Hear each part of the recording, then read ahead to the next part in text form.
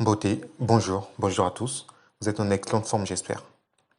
J'ai récemment reçu plusieurs questions autour de la distance université-logement et sur les justificatifs de logement à fournir lors de sa demande de visa. Je fais donc cette vidéo afin d'essayer de répondre au mieux à ces deux questions. Si vous avez d'autres questions ou d'autres préoccupations, n'hésitez surtout pas à les laisser en commentaire. Et n'oubliez surtout pas de liker la vidéo et de vous abonner à la chaîne. Vous êtes partant? Allez, on se lance dans le vif du sujet.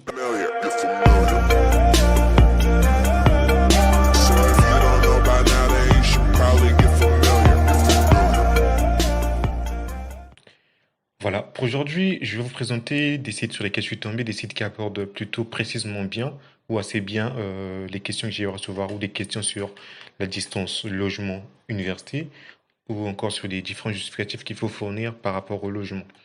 Voilà, pour le premier, je vous présente ce site étudesenfrance.net qui aborde assez bien donc la question, qui fait comprendre que, et je suis d'accord avec ça, qu'il y a quatre types de réservations ou quatre types de justificatifs que vous pouvez fournir en fonction de quatre situations données. Donc, les justificatifs à fournir pour sa demande de visa vont changer en fonction de la situation de laquelle vous êtes.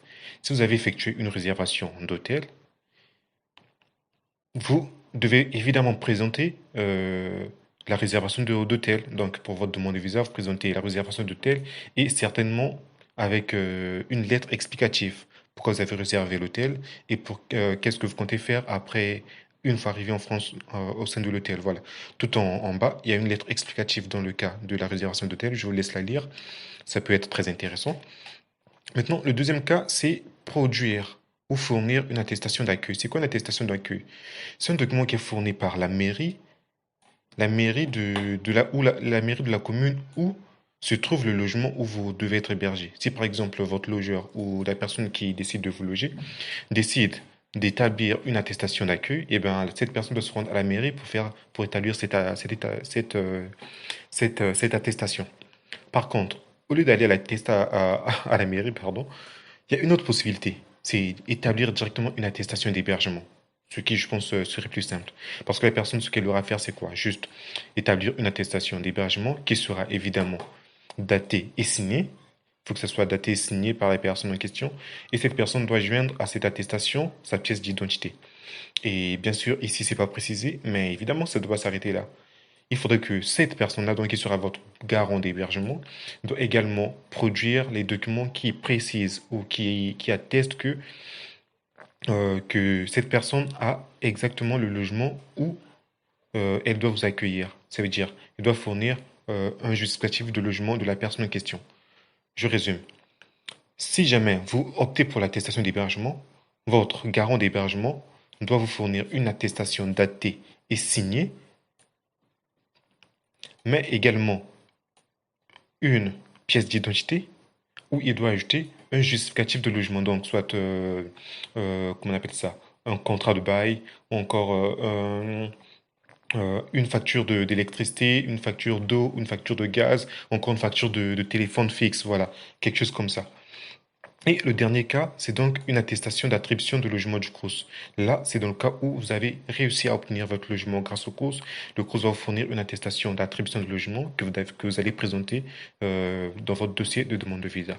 Voilà, je crois que ce sont des choses assez simples, assez claires. J'espère que ça va vous aider vraiment à comprendre la situation. Donc, il y a quatre situations. En fonction de votre situation, vous saurez quel document il faut fournir. Au niveau de l'attestation d'hébergement, ce qui est, il faut le dire, la grande majorité des étudiants qui optent pour cette option-là, ils doivent fournir donc une attestation d'hébergement, une pièce d'identité et un justificatif de logement, donc facture, EDF, eau, gaz ou téléphone. Voilà, c'est ça. Maintenant, à la fin, comme je disais, il y a une lettre explicative que vous pouvez voir pour expliquer votre situation si jamais vous avez opté pour une réservation d'hôtel. Voilà, ces informations sur ce site sont présentées également sur un deuxième site sur lequel je suis tombé. Voilà, où l'on parle de justificatif d'hébergement. On explique qu'il y a quatre situations, une réservation d'hôtel, une attestation d'hébergement, une attestation d'accueil qui est donc fournie par la mairie, encore une attestation délivrée par le CROSS. Voilà, c'est ce dont je viens de vous parler. La deuxième question que j'ai souvent reçue, c'est la question sur la distance université-logement. Il faut comprendre que c'est pas une distance fixe, mais les étudiants, ou la grande majorité des étudiants en tout cas, ont tendance à dire que la distance fixée est de voilà, 20 à 30 kilomètres. Donc la distance entre votre université et votre logement est de 20 à 30 kilomètres. Donc 20 à 30 kilomètres autour de l'université. Voilà. C'est ce qui est souvent dit, mais je dis pas que c'est faux. Bien au contraire, c'est plutôt vrai. C'est plutôt vrai et ça permet de maximiser vos chances de réussir, d'avoir votre visa. Mais il y a une meilleure façon de déterminer la distance à laquelle vous pouvez trouver votre logement. Qu'est-ce que moi je vous conseille de faire? C'est simplement de vous rendre sur Google Maps.